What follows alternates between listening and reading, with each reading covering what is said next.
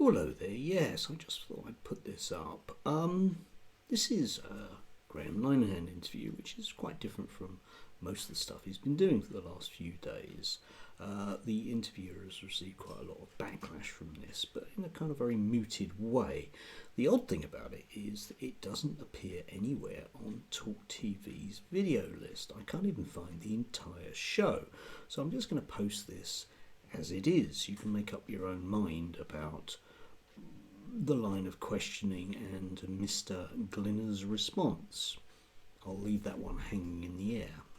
Graham, thanks for making the time. Here in the studio, I'm joined by human rights campaigner Peter Tatchell and socialist and author Grace Blakely. We'll get to their views shortly, but first, let's dive into this with Graham. I've got to ask you, Graham, did you expect this?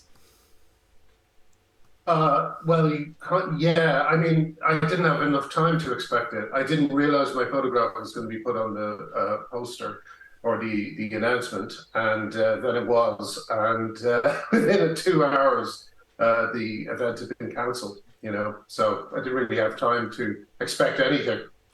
I'm going to ask you quite frankly, is it a strategy, do you think, not necessarily by you, but by the comedy group, to get more attention for this comedy show?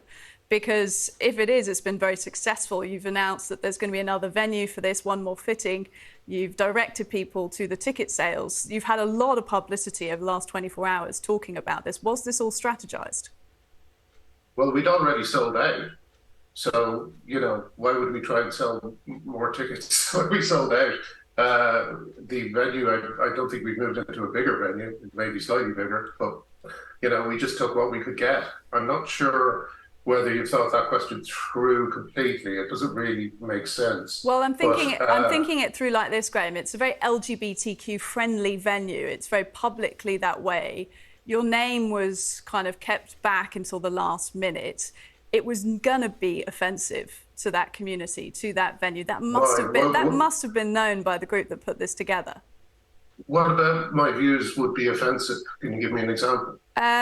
I am hesitant to platform some of the language you've used, but I've seen some of the tweets you've written in the past about people. You're hesitant to platform some of the language I've used. Yeah, because I don't like it. I find it quite distasteful. You've compared. Can you give me an example? You've compared people in the trans community to, quote, nonces you often liken people within the trans community to paedophiles.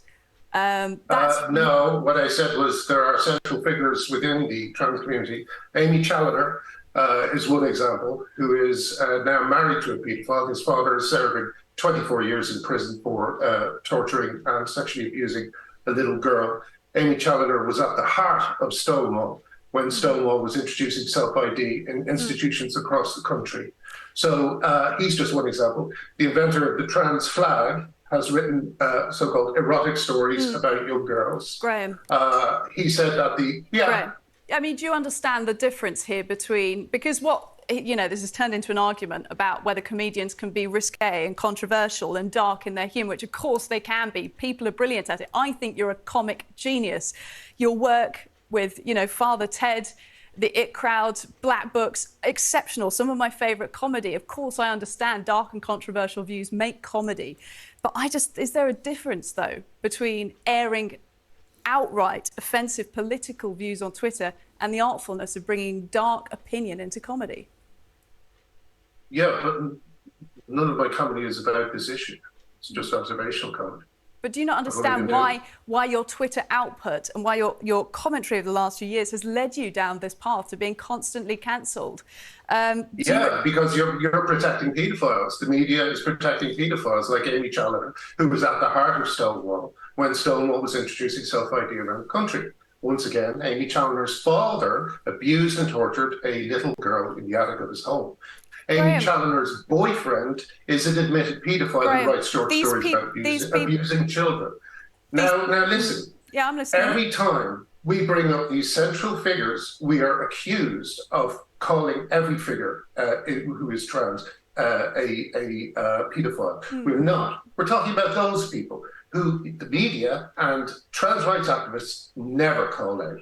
There Never are call plenty of people in the media, Graham, who are calling out extremist factions within the trans community. The people you've just mentioned, by the way, are named. They're not here. They are not here to defend themselves. Name one person. There are plenty Name of one person voices. who is Graham, calling out the trans rights activists who put pornographic images underneath J.K. Rowling's tweets. Graham, name one trans rights activist who condemned that act.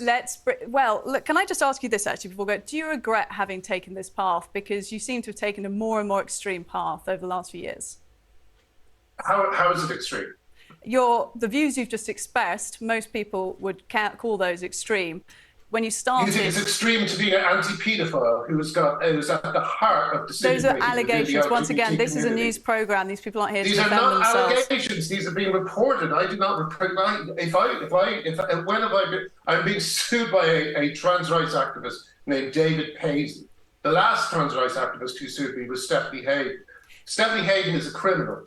Graham, David Paisley is a man who destroyed a gay magazine called Boys Magazine, destroyed the livelihood of its editor, David Bridle, and all of this is readily available online. And in which case, if you are understanding the subject, if you're in active legal proceedings, Graham, I'm going to cut away for your own good. I'm going to cut away for your own good, just so that we don't get you into any further. Well, Peter defamed me several times in that speech.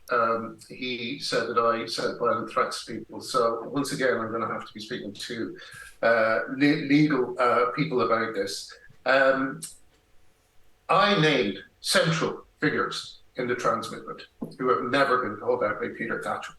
Peter Thatchell, who wrote a letter supporting sex between children and adults in the garden. Graham, that's not what we're talking about, Graham. Or was it 1999? Peter, what was that letter again? Graham, can you tell us about the Sambia tribe? Graham, Peter, we wanted to talk to you about. Don't lecture me when you are ignoring a man who we're not ignoring anything, Graham. This isn't the conversation. We invited you to talk about. We want to talk to you about. You allowed those two people to defame me. Can I go back to the original question? Can I ask Graham a question? Do you disagree with? Graham, I want to ask you a question. I referred to a report that said that you had been suspended from Twitter because of violent threats. That report has been widely reported. Where did that report arrive? I've also referred to other reports. Because I would sue them if they said that. And you also mentioned the person who I was visited by the police. That was Stephanie Hayden. I suggest everyone at home we are going to end this debate here. Thank you. I mean, yeah, I don't know if I've learnt much, but it has been interesting.